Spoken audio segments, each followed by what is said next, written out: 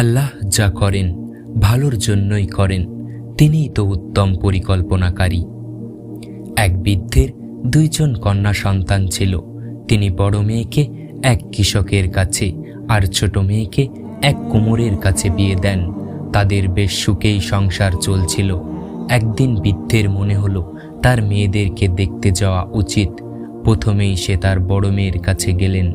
খাওয়া দাওয়া শেষে তাদের চাষের অবস্থা সম্পর্কে জানতে চাইলেন। সাথে সাথে বড় মেয়ে কাঁদতে কাঁদতে বলতে লাগলো, অনেক দিন ধরে বৃষ্টি হয়নি বলে তাদের ফসল উৎপাদন ব্যাহত হয়েছে। খরার কারণে অনেক ক্ষতি হয়েছে। ফসল উৎপাদন করতে না পারায় তাদের জীবনধারণ কষ্টকর হয়ে এসেছে। বড় মেয়ে তার বাবাকে মন থেকে বৃষ্টির জন্য সৃষ্টিকর্তার কাছে দোয়া করতে বলল। বৃদ্ধ সেখান থেকে দোয়া চাইতে চাইতে বাড়িতে এসে গেল। নামাজে বসেও কেঁদে কেঁদে দোয়া চাইল সৃষ্টিকর্তার কাছে বৃষ্টির জন্য। পরদিন প্রচুর পরিমাণে বৃষ্টি হলো। বৃষ্টির পরিমাণ এতই বেশি ছিল যে বৃদ্ধ তার ছোট মেয়েকে দেখতে যেতে পারল না। বৃদ্ধ খুশি হয়ে সৃষ্টিকর্তার কাছে শুকরিয়া আদায় করল।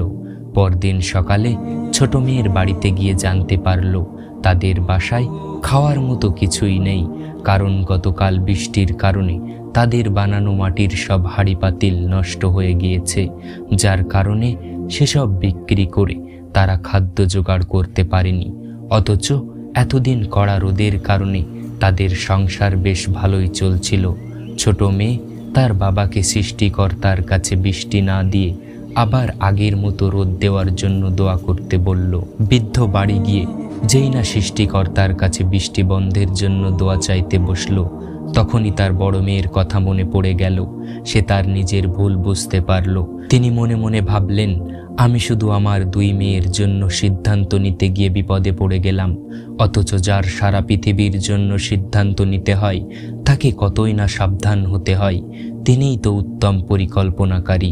বৃদ্ধ সর্বশেষে সৃষ্টিকর্তার কাছে একটাই দোয়া করল, আপনি যেটাই করেন সেটাই উত্তম। আল্লাহ যা করেন ভালোর জন্যই করেন। আপনি কি মনে করছেন আপনি সুখে নেই? পৃথিবীতে কেউ স্বয়ং সম্পূর্ণ নয়। পৃথিবীর সবচেয়ে সুখী দাবি করা মানুষটার খোঁজ নিয়ে দেখুন, তার জীবনেও আছে না পাওয়ার গল্প। আজ যেটা না পাওয়ার জন্য আপনি আফসোস করছেন, একদিন আসবে যেদিন সেটা পাওয়ার জন্য অভিযোগ করবেন। আজ যার চোখ নেই বলে আফসোস করে, তারাই একদিন চোখের জিনা থেকে মুক্তি পাওয়ার জন্য শুকরিয়া জানাবে। আজ যারা বাকশক্তি না পাওয়ার অভিযোগ করে, কাল তারাই মুখে গীবতের মতো বড় পাপ থেকে বেঁচে থাকার জন্য শুকরিয়া জানাবে। আজ যার হাত পা নেই বলে অভিযোগ করে, কাল সে মানুষটি হাজারো পাপ কাজ থেকে বিরত থাকার জন্য শুকরিয়া জানাবে। সৃষ্টিকর্তা আপনাকে অপূর্ণতা দিয়েছেন, এর অর্থ এই নয় যে তিনি আপনাকে অন্যদের চাইতে কম ভালোবাসেন। তিনি চান না আপনার দ্বারা গুনাহ সংগঠিত হোক।